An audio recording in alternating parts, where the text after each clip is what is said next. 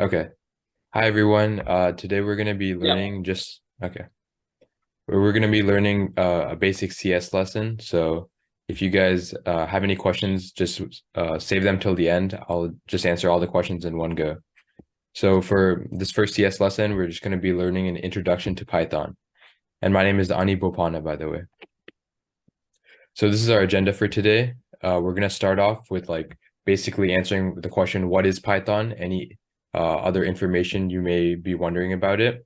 Then we'll take a look at some basic code just so you guys get a general understanding of what that looks like.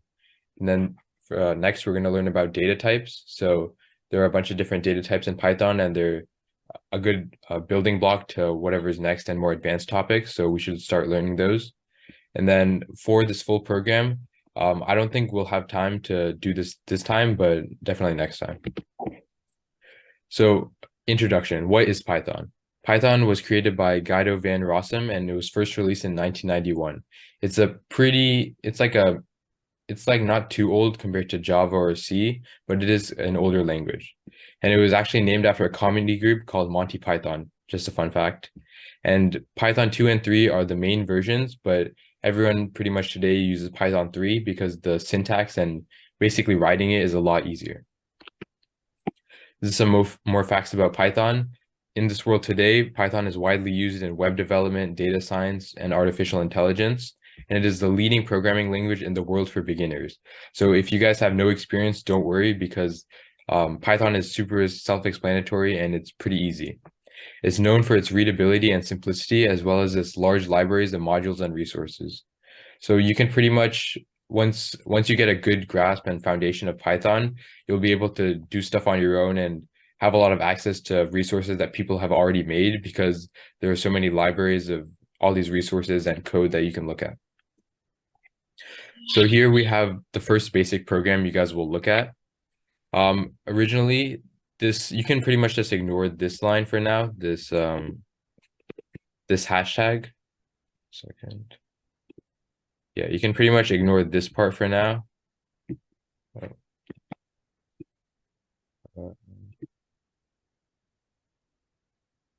Okay, here.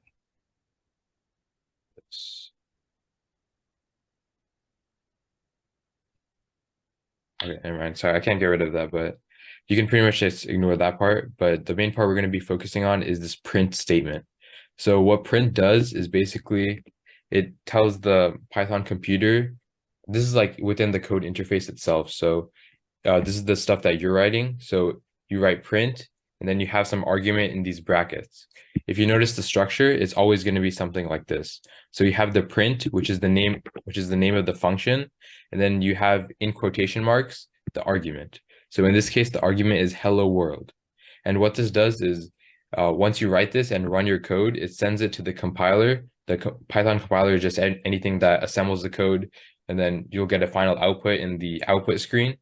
So this output should just be hello world, whatever is inside the argument itself.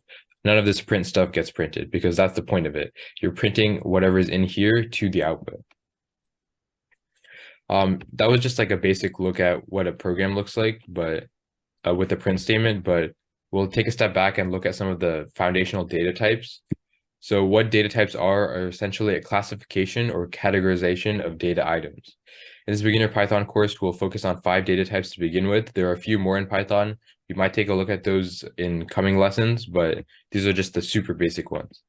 So there are integers, there are floating point numbers or floats as we call them. There are strings, booleans, and lists. So let's first start off with how to create a variable because data types are only used in variables. So a variable is just any object that stores a value that may be changed. In Python, the structure is pretty much as follows. You'll have a name on the left side of your code, you'll have an equal operator, and then you'll be assigning a value to that name. Also, tell me if you guys want me to go slower or faster just for time's sake. Essentially what this equal, are you guys good? yeah, may you come back to the previous slide? Okay, this one? Okay, Yeah, I would just want to take down the point there. yeah. Are you guys taking notes, by the way? I can slow down a bit more just so that you guys have time to write it out. Oh, okay. Yeah.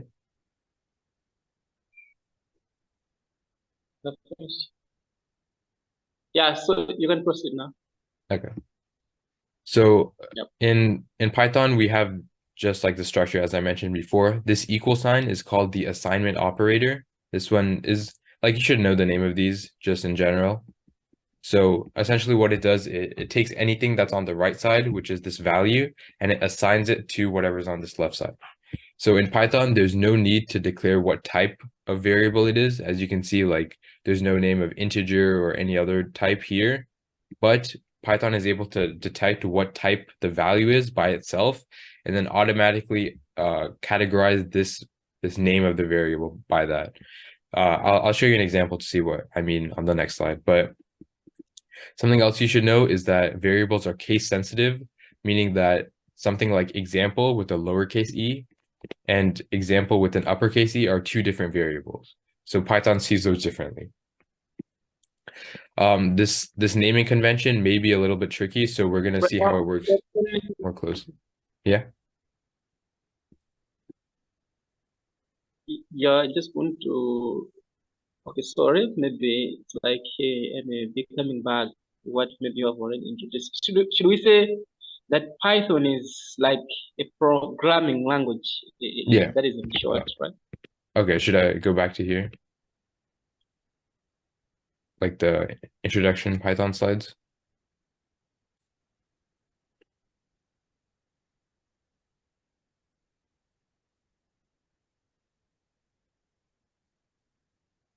All right. All right. Oh, okay. Okay. Okay. All right.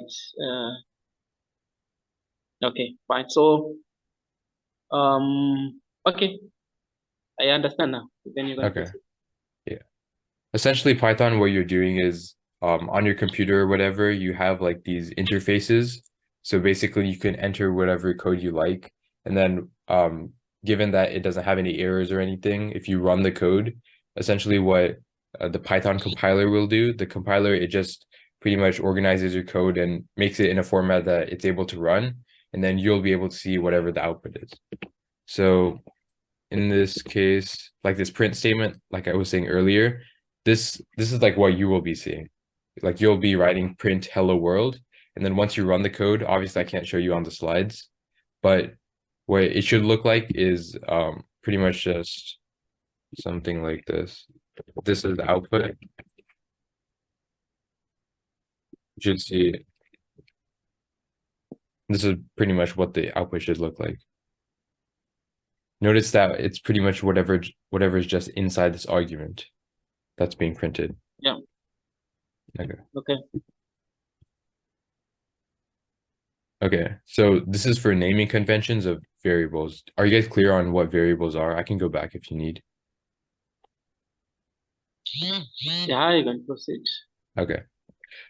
So basically, variables have some strict rules in Python that you have to follow. Otherwise, it'll prompt you with an error and the variable won't have any value assigned to it correctly. So a variable's name must be one word. So it can be like Apple, Adam, something like that. And it must start with a letter. It could be either lowercase or uppercase, or it can start with some underscore, like an underscore value. And it cannot start with a number, but it can have one inside its name. Like you can have Apple1 as a variable name. And it can't have any special characters like this @ symbol or any exclamation marks because Python sees those as other uses. And I would say like the most common type of naming convention that programmers follow is known as camel case, which looks something like this. So you'll see typically two words in here, my and number, but you'll see the first word is lowercase and the second one is uppercase. It kind of looks like a camel's hump, if you will. That's why it's called camel case. I would say it's mainly for readability purposes. This is just a lot easier to read. And if you have something like three words, you just keep lowercasing the first one and then you uppercase every other word after that. So if you guys want to write some of these examples down, you can.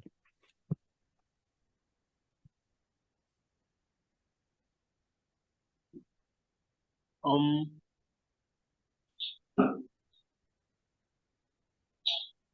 Can you come again on that point? Like the whole thing, or just this camel casing? This is essentially like you're free to name variables however you want, but just generally for readability and making it look easy to other people that are reading your code, this is like the suggested format. Okay. So it's like rather than having just like let me see. Rather than having something like my number,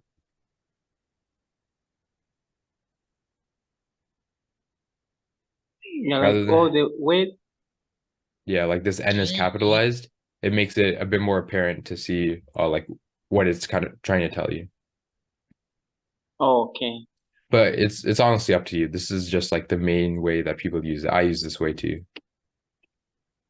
Or there is no problem, even if all the weights you write them using small letters.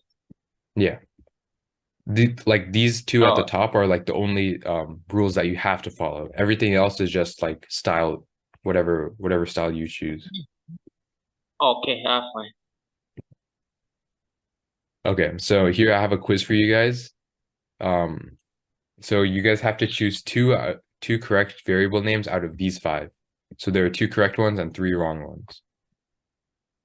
So once you guys decide, just let me know, and then I'll go to the next slide and reveal the answers.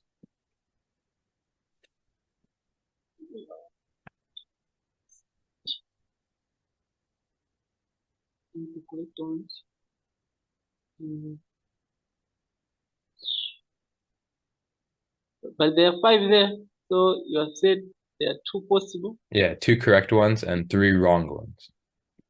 Oh, okay, all right.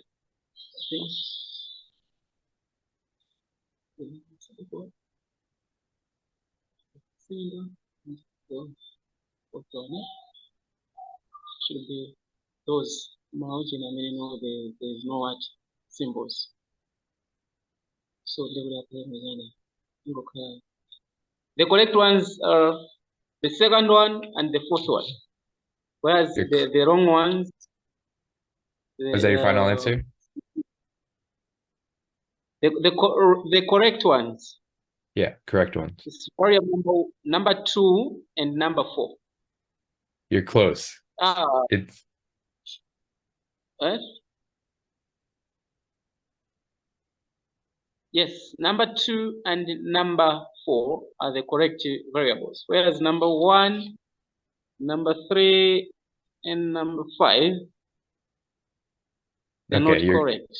You're almost there. They have Number two is correct, but number one is actually correct. Number four is wrong. So here are the reasons why. So these two are correct, user underscore age and total amount. These bottom three options are incorrect because this third one, you can't start with the number as you guys said. And for the fifth one, you can't have this special @ character. But the fourth one, make sure you can't have spaces in your variable name. So this space right here, this is not all allowed. right. Okay. Yeah. And a lot of people like if you want to write maybe a sentence out of if you want a sentence as a variable name um like the sixth option, something like that. People normally use underscores instead of spaces. So it pretty much means similar things.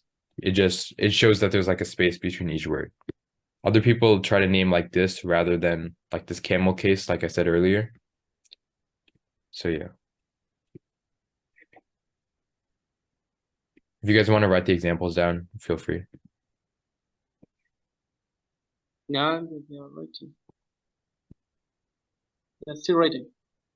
Okay. Keep on writing this. I think the first one. Oh yeah, this one is correct, but I just wrote it as an example. Yeah. So okay, I get you. We get you in issues. So Okay, you're good? can we proceed? Okay. Yes, Okay. we can move on. Okay, so as I mentioned before, I'll go back to this slide. Of the 5 data types, we'll start learning these. We'll do integers, then floats, then strings, booleans, and lists. I'll just go one by one. I'll go super slow because these are a bit more complicated. So integers, you guys have probably heard in your math classes. So integers are just any whole number. It can be like 1, 2, 3, 4, up to 5,000, and it can be even negative numbers. So like -2, -3, -4. But they have to be whole numbers, so they can't have any decimal places or any fractions, anything like that. So it's a numerical data type. You can also think of some examples yourself. It's pretty basic, but integers in Python are primarily used for anything like counting, indexing, and incrementing. Other variables, I'll get into what that means later, but that's just a general use case. And then, 1 second.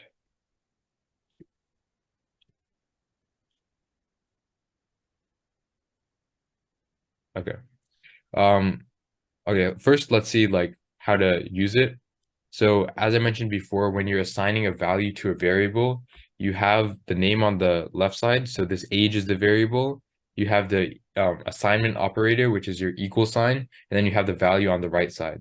So what this first one means is the value 25 is getting assigned to age.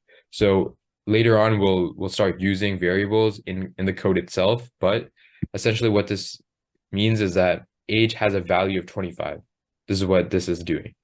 And Python automatically knows that age is an integer type variable based on the value that you give it. Let's say this was, or I'll go into this later, but if this was another data type, age would have a different, like it would be a different type of variable. But since it's 25, which is a whole number, Python knows that it's an integer. And the same thing, this example, we just assigned a negative value to it. And this one, it's whatever, just 7. But something else you can do is, oh yeah, I'll let you guys write the notes and then I'll go to this last part. Can you write them?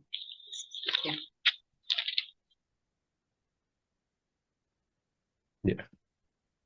You good? Yes.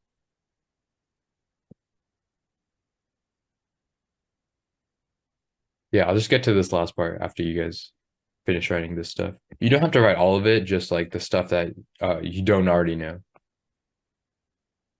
Yeah, so okay, we can now. Okay. So But something else you can do with integers is you can add 2 of the values. On the right side of the equation, this part, you're typically in all of these, it's just one one value. But what you can do is if you make like a math statement here, Python will automatically like solve it for you and then assign that to whatever the age is. So in this example, we have total age, and then we have this 20 plus 35. So this is your total value, 20 plus 35, but Python will automatically add the 2 numbers to 55 and then assign that to total age.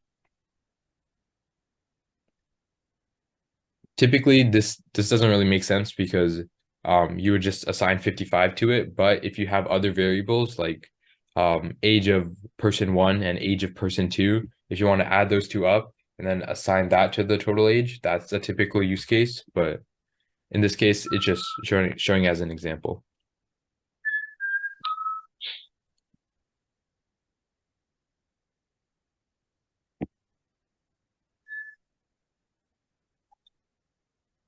oh, you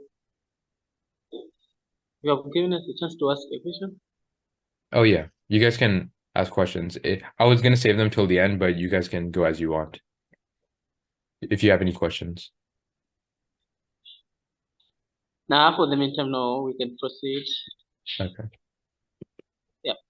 Okay, so the next type is floats or floating point numbers. Essentially, what that floating point means is like in a decimal, you see like the 4.3 or something like that, like a 3.0 or 5.0. This point is that floating point. That's just where the name comes from. But they're pretty similar to integers. They can be positive or negative, but what they do have is a bit more precision because with this 5.9, rather than an integer which could just be 5 or 6, you can get a bit in between the numbers. So you can also have any number of decimal places that you want to store in your variable. It doesn't really matter. You can make this 5.91, 5.93, whatever you want. And in the same way as the integer, you also have this adding operation. So if you want to add 2 things on the right side, like the value side of the equation, Python will automatically add those up together and then assign that to your variable. So like 3 plus 5 or 3.0 plus 5.0 equals 8.0, and then that's assigned to total height. Also, just one thing to add is that whenever you're doing operations like addition and subtraction with floats, like the result always will be a floating value number. So it'll be 3.0 plus 5.0. It won't be 8, it'll be 8.0. Even though this doesn't matter because the zero doesn't add anything, it's good to know that it just stays in that format, like that data type. If you guys have any questions about this, let me know. It's very clear. We can proceed. But maybe just Okay. give us 2 minutes to take down some notes. Okay, yeah. Yeah, a maximum of a minute. Yeah.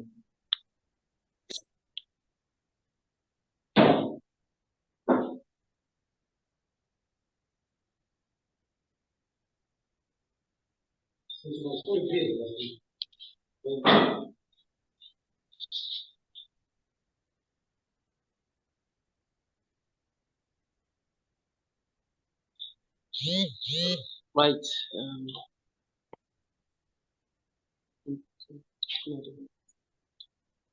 Right. Let's proceed with the interest of time. Okay, so the next variable is known as a string. So if we go back, if you guys think back on that very first code I showed you, like the print statement, whatever was in that argument needs to be a string because that's the only thing that you can enter text in as. So a string is pretty much just a sequence of characters, and they're used to be what's it called? Used to represent text in Python. So a character, it could be a letter, it could also be a number, or it can be those special symbols that you cannot use in a variable name, but you can use them in strings. So strings can be created with either single quotes or double quotes, as you see here below. They both work exactly the same way. You can just do it how you want. It's just preference at the point. So you have this one, it's message underscore single hello Python. So you see the single quotes here. This is pretty much just letting Python know that your variable is a string type, because obviously you don't have anywhere that it says string here, but Python is able to detect based on this value of quotes and then hello Python, that message underscore single is going to be a string type variable. And it's the same thing with this double quotes here. I'll let you guys process that for a bit and then talk about this escape character.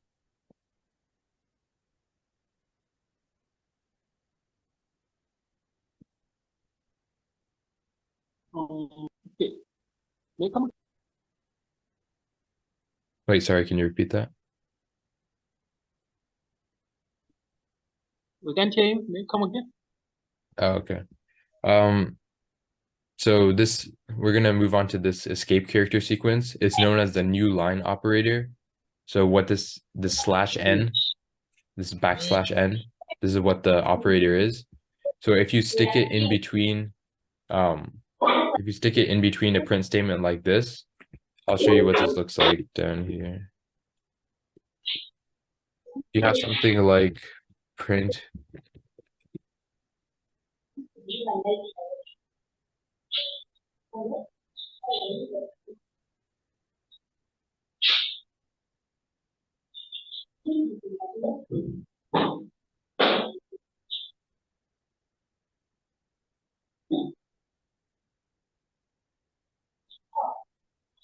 Okay. So these are the two variations, one with the new line character and one without. So this is originally what I showed you, print hello world. The output just prints on a single line. But if you add this slash n operator, Python automatically detects, oh, I see a slash n, and then it moves whatever's on the right side to the next line. So you can see it's between hello and world. So it starts printing out hello, and then it sees this slash n, and then it moves on to the next line, and then you'll get an output like this. So it'll be hello, and then on the next line, it'll be world.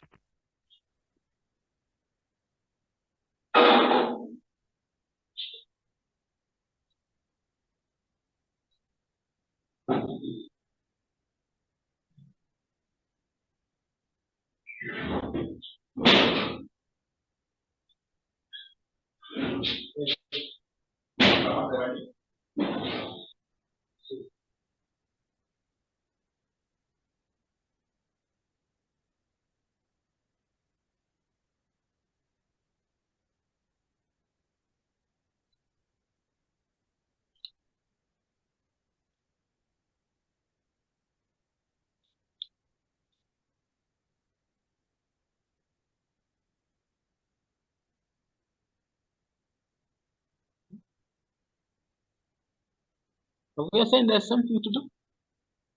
Oh no, I was just wondering, are you guys taking notes or something? I was waiting for you. Oh, okay. So may you zoom that screen? We can see properly. Okay, yeah. Yeah. So one of you should take this point.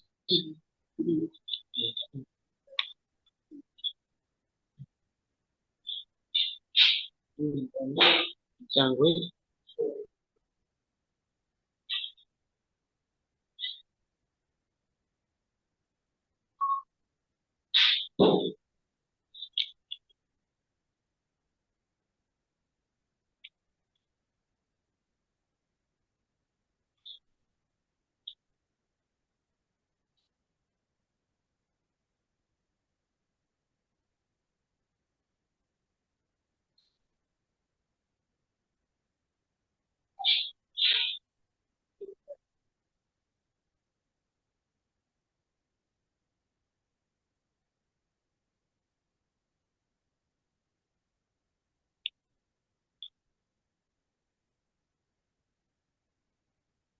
Okay, I think the meeting will shut down within like a minute or like a few minutes. So if you guys have any questions, I'll just Oh, end here and then you oh, guys are free to ask any questions.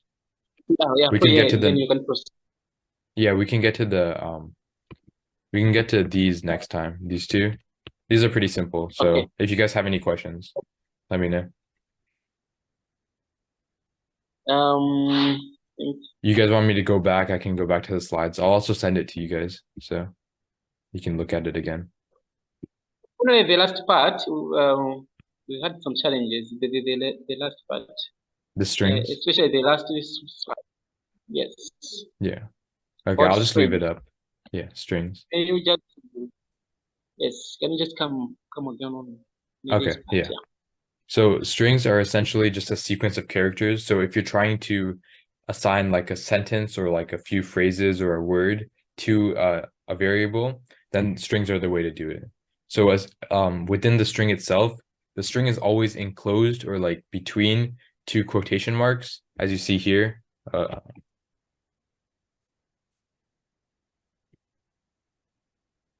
okay. Uh, as you see here, there's either two Yeah. quotation marks and then whatever's inside is whatever gets printed out or whatever is actually assigned to the this variable. So within here, I just gave examples um of letters. Well, there's also this comma, but some other stuff you can add within the string and it's still legal is you can add numbers or other special symbols. So you can have something like you can print one you can print something like this. This is like allowed. If you print something like that, the output will just be, so it doesn't always have to be something that's like characters or a sentence. It can be something like this as well. May you zoom this one? Yeah. Here. All right. Yeah, that's about the single message. Can I see this the variable with the message double? The double one. Okay, yeah. There it is.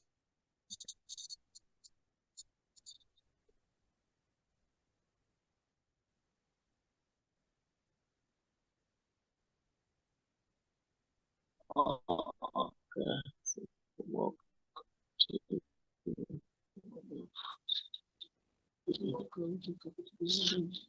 yeah, gives this. what makes this message double and the message single differ? Like Oh yeah. why It's this kind one of is it's kind of hard to see, but these quotes at the end, this one is just a single quote, just like one, but this one is double. They oh pretty much mean the same thing though. It's just however you want to do it. Typically, I just use double quotes because it's easier for me. It's a bit more distinct, but yeah, it's just personal preference to be okay. honest. Yeah. Oh, okay. You guys Fine. have any questions about this escape character, like the new line one? Should I do another example of it? Or are you Yeah, you good? can just give another. Yeah. Okay, yeah. So if you have something like print, okay, so or, th these examples, I was assigning like a string to a variable, but you can also just print out the strings. Anything that is printed out in Python needs to be in the string type. So if you print out something like this, notice how I start with the quotation marks. You can either do this one or this one. It's the same thing, but I'll just stick with this one for now. If you print something like first line, you can have spaces in between. It all just prints out on the same line. But if you output will look something like that, pretty basic. It'll just print whatever's inside the quotation marks. It won't print out the quotation marks, but like the only stuff that gets printed is this. It's the same. But if you were to add something like this with the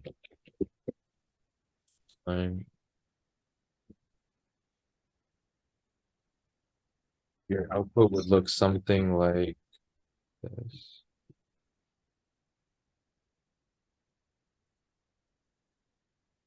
So what Python is basically doing is it reads the print statement from left to right. So it'll start printing on the first line. It'll print first line, and then once it gets to this /n, Python, it's like almost a queue for Python to go on to the next line in the print. So first line, and then it reads, and then it goes to the next line when it sees this /n, and then it starts printing out the next stuff, second line. So this is the main Okay. difference between the two. If All you right. want I to, yeah, understand. if you like the main reason why people use this one is if you have something like, um, if you're trying to print out like a list of data values. So let's say your total, total income is like $10 or something, and then you want to print out a different like a different metric, but you don't want to have it on the same line. So this is like why it's used. So if you want to do like total days work, you work 5 days a week, and then it'll print something like,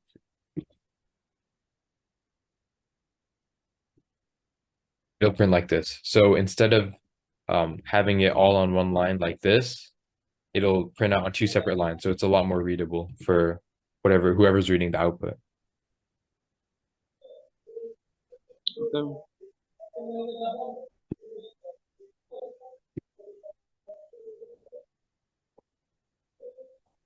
Do you guys want me to go back to any of the other slides or review anything? Or if you have any general Um, questions? Sorry, can you repeat that? right. Should we say that okay, Wait, sorry. let's say we want to start, let's say, using this programming language. Yeah. Should we say that it requires a specific operating system, like maybe Linux or Windows or Yeah, if you that want to, they expect? yeah, if you want to download Python, there's like pretty much two steps you have to do. The first step is you need to download Python itself, which is just like you can search it up and download it here. So if you go on the search of Python download and then go on the Python website, uh you can you can download anything. Let me see. Yeah, I'm on a Mac right now, so they give options for that. They also have it on, yeah, they have it on Windows and they have it on Mac and other platforms too. Okay. Yeah, and then they have it for Linux as well. So the first All step is, right. yeah, you would download this. This is pretty much like your compiler, so it understands what your code is looking like. And then I would say you could probably, are you guys on Windows or Linux right now? Your computer? Windows. Normally Windows. use Windows. Yeah. Yeah, for Windows, you can probably, there are two things you can do to actually like start writing the code and run it.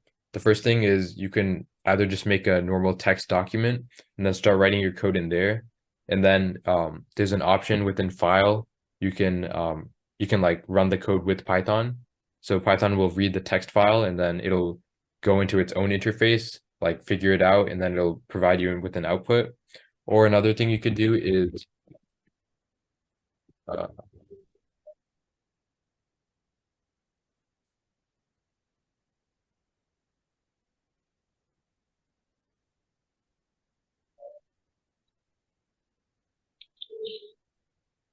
yeah.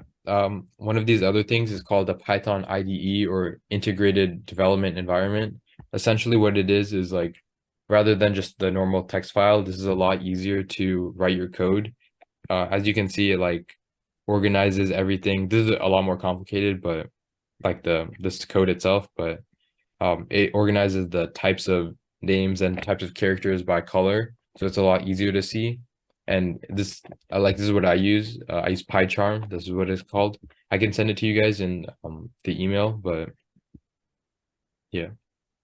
So once you download Python and then you download this, whenever you write anything in Python, it'll just or whenever you write some code, there should be like a run button near the top. And then once you just click that, and then it'll provide you with an output immediately. And another good thing it does is that it has error messages. So you know exactly what line it is and what your error is. So if you like make a typo or something like that, then yeah. I can send both All of right. So the Python links and this one to you guys. yeah. So please may do that. You should have it. Yeah, I think the meeting's about to end in like less than a minute. So if you guys have any questions, you have any questions right now, you can say them really quick. But also if you can just send an email to me or like the United Minds team, I can answer them. Okay. Yeah, But the lesson today was just yeah, very good. We have followed whatever you have tried to explain to us. I okay, hope this one is going to, yeah,